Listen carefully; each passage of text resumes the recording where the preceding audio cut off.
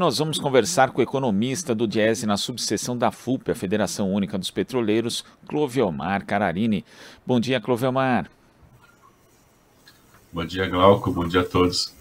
Clovelmar, a Agência Nacional do Petróleo, Gás Natural e Biocombustíveis, ANP, apontou que o preço médio do litro da gasolina vendido nos postos subiu na última semana, rompendo aí um ciclo de 15 quedas seguidas. O levantamento do ANP revela que o preço médio do litro do combustível avançou para R$ 4,86 na semana de 9 a 15 de outubro, que representa uma alta de 1,46% frente à semana anterior. Como é que você vê esse reajuste? Isso, na verdade, acaba corroborando algo que a FUP vem dizendo há muito tempo, que sem alterar, na verdade, a política de preços da Petrobras, que é corroborada pelo governo Bolsonaro, nós vamos passar por isso?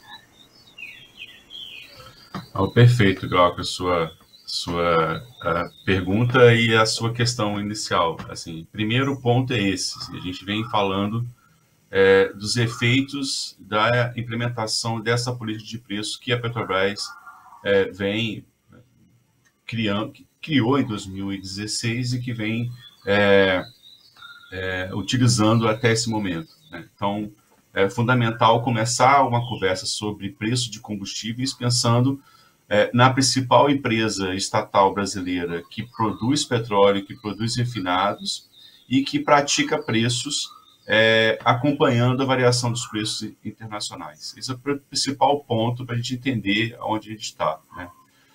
O que está acontecendo? Os preços internacionais do barril, por uma série de motivos, vêm subindo agora nesse período recente, seja por conta ainda dos efeitos da guerra da Ucrânia, seja por conta da chegada do inverno na Europa e o maior consumo de energia que aquela região agora, que é uma grande consumidora de energia, vai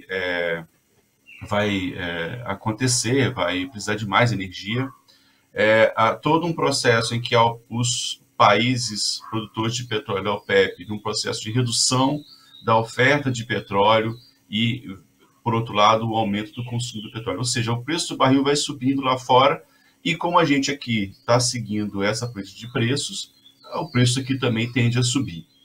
O que está acontecendo recentemente? Por conta das eleições, isso ficou muito claro quando a gente olha todo o discurso do governo Bolsonaro no período recente, agora, no início desse ano, mas com mais força a partir de maio desse ano, um processo de mudança na gestão da Petrobras. Ele trocou várias vezes os presidentes da Petrobras, já este é o quarto presidente, era para ser o quinto, mas um deles não pôde ser aceito, então já é o quarto presidente, e em todo momento o discurso de que eu preciso trocar o presidente da empresa para que segure os preços. Isso está acontecendo.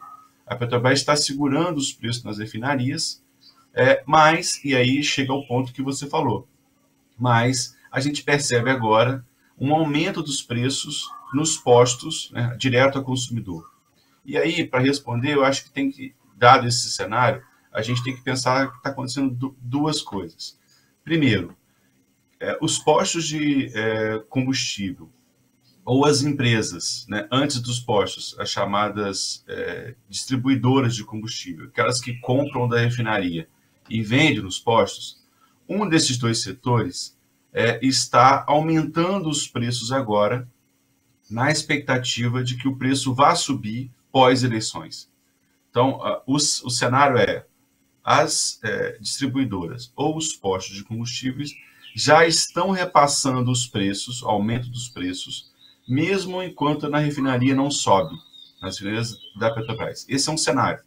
Um segundo cenário, aquelas regiões onde a gente já tem hoje a oferta de derivados de uma refinaria privada, caso da Bahia, por exemplo, parte do Nordeste, tem que a refinaria RLAM, hoje Mataripe, foi vendida e privatizada, ali, naquela região, a refinaria está repassando o aumento de preço. Então, aqueles consumidores estão pagando mais caro porque a refinaria está aumentando os preços. Então, a gente tem dois cenários. Aquelas regiões, aqueles espaços onde não foi privatizado ainda e que tem a Petrobras como principal fornecedora, alguns atores estão aumentando os preços agora, já pensando pós-eleição. Na região que tem a Bahia, principalmente, e que é privado agora, os preços estão acompanhando os preços internacionais. Agora, Clovelmar, a INP mostra aqui, né, nesse mesmo levantamento que aponta o aumento do valor médio do litro da gasolina, que o diesel ele teve ali uma queda ínfima de 0,15%, né, na verdade mantendo praticamente o mesmo preço. Agora, nesse aspecto do diesel, já existe aí uma pressão para que ele aumente ainda mais, né, porque no mercado internacional, como você apontou, por conta do aumento do frio na Europa, também fechamento de refinarias aqui, proximidade da proibição de importações da Rússia, esse preço vai aumentando, né? Segundo o levantamento feito pela Associação Brasileira dos Importadores de Combustíveis, a diferença entre o preço médio praticado nas refinarias brasileiras e do Golfo do México subiu para 14%. E no caso do diesel, né, ele tem um impacto não só para as pessoas que utilizam, por exemplo, os caminhoneiros, né, que usam bastante esse tipo de combustível, mas acaba impactando também, por exemplo, nos alimentos, como a gente já viu isso acontecendo e quando houve esse aumento, né, do combustível, porque o transporte vai aumentar o custo do transporte e isso acaba impactando nos alimentos. A gente pode ter esse aumento depois das eleições e também, consequentemente, um aumento ainda maior da taxa de inflação aqui no Brasil, Clovelmar?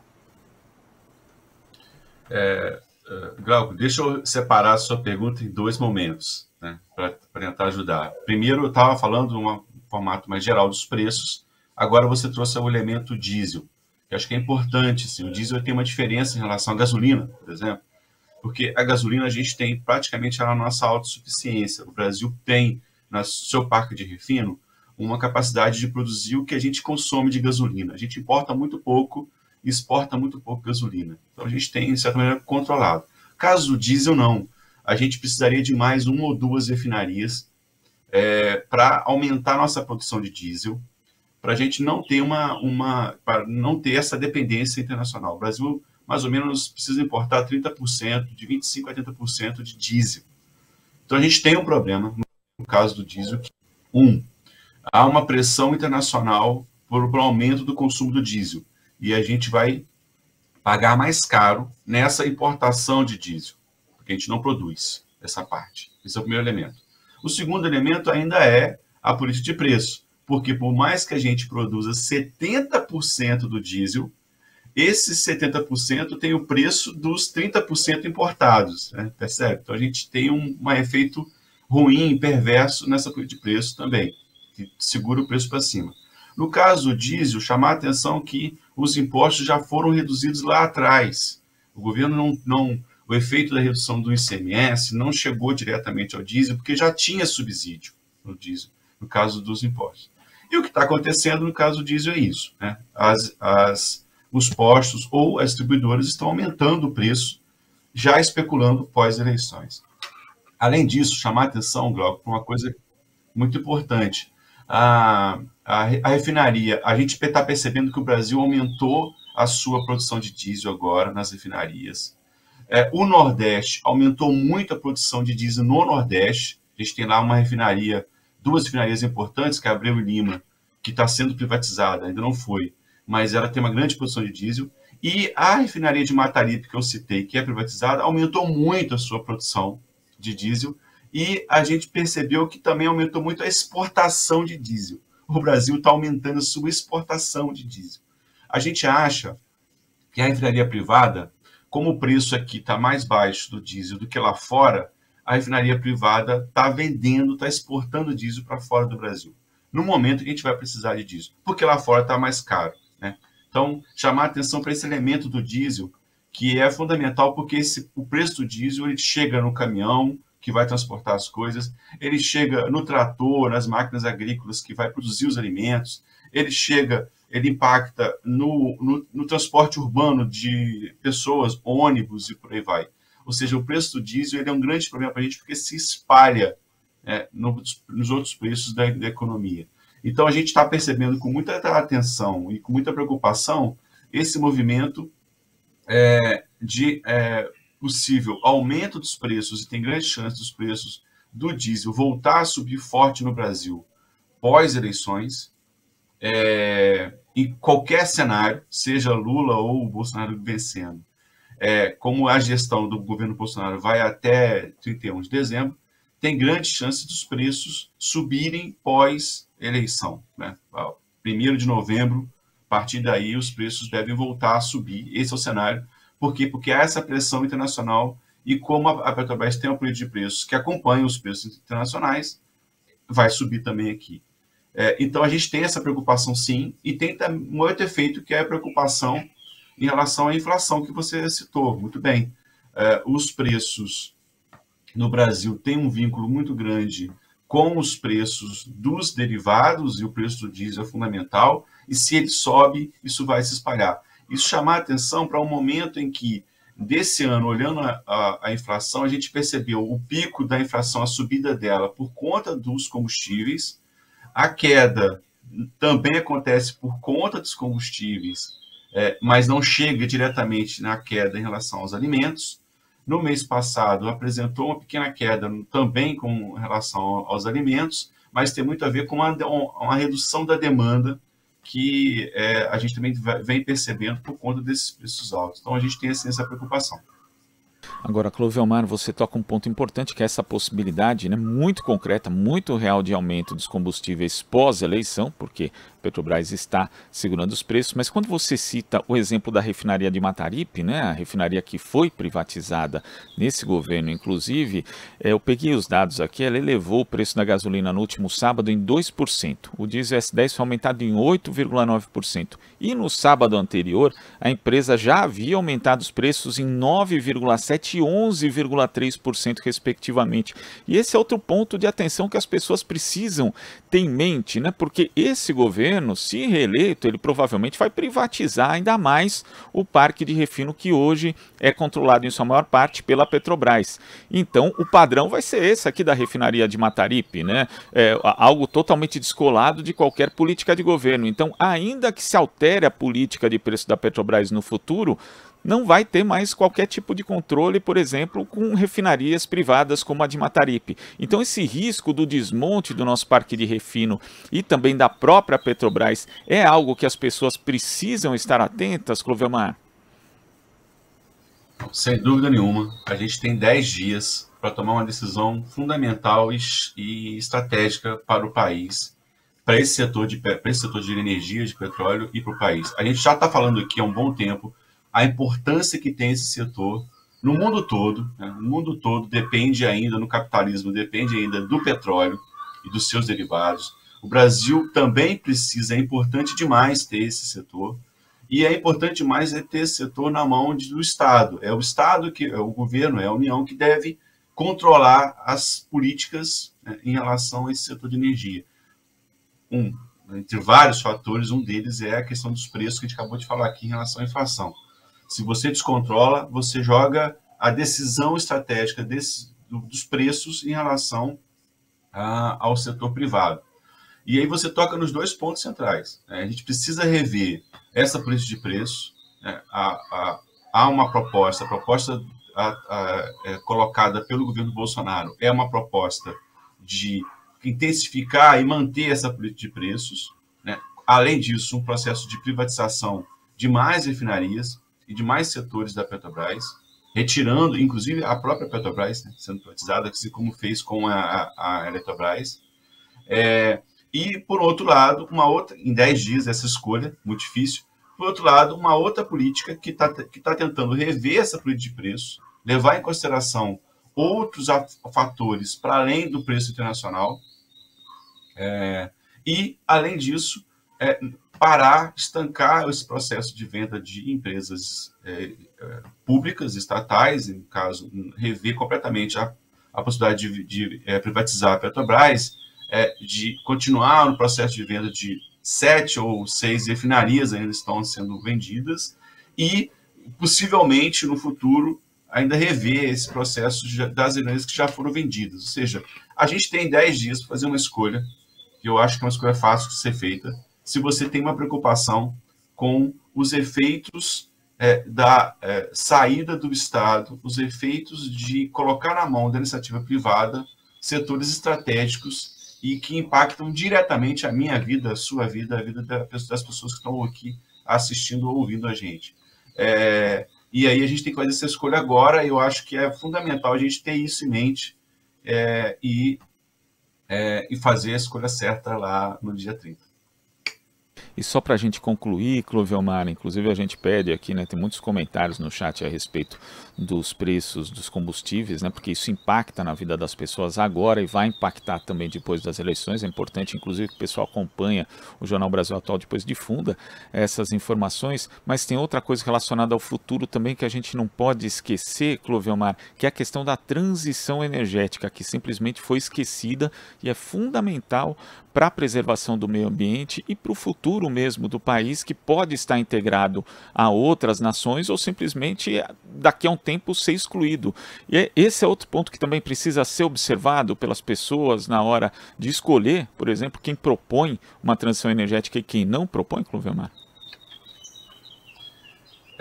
Sem dúvida, Glauca. Eu queria agradecer mais uma vez o convite de participar do programa, porque acho que você está tocando nos pontos centrais e num momento muito estratégico para a gente fazer essas escolhas.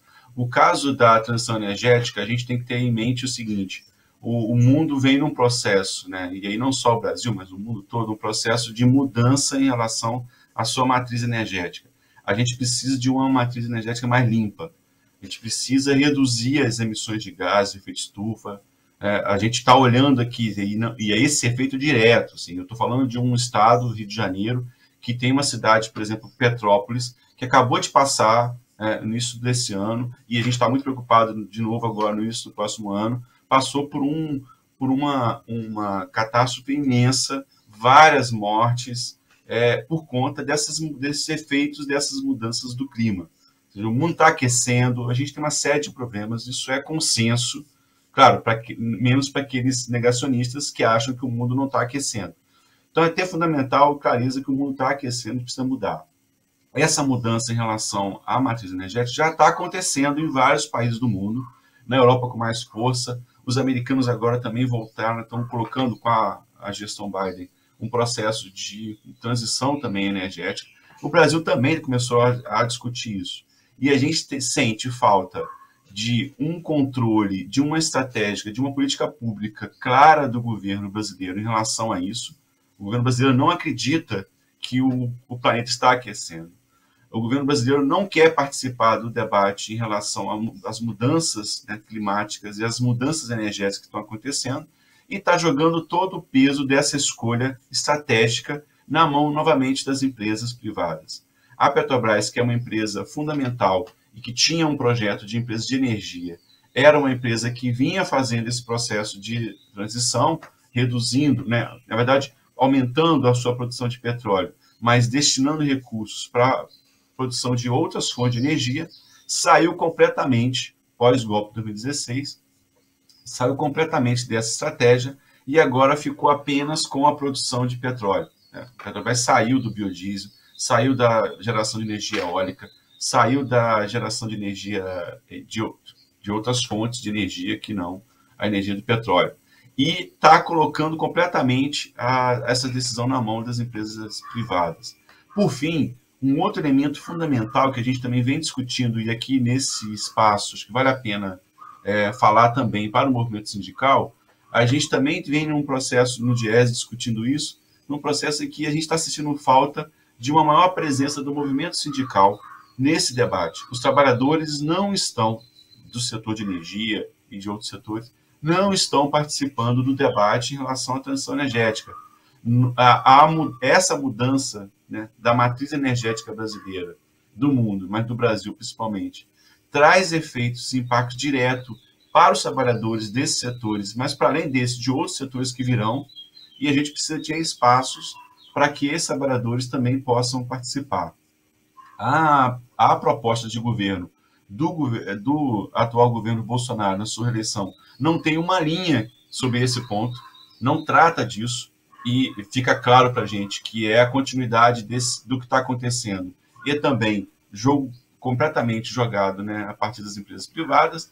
A política e o programa de governo do Lula, e aí falando dos dois candidatos que chegaram ao segundo turno, do governo Lula tem sim um elemento, um capítulo que trata desse debate sobre a transição energética, e que a gente está chamando lá, e que eles chamam lá de transição justa, ou seja, precisa envolver também os trabalhadores nesse processo de transição. Queria agradecer aqui o convite e dizer que o GES está sempre à disposição.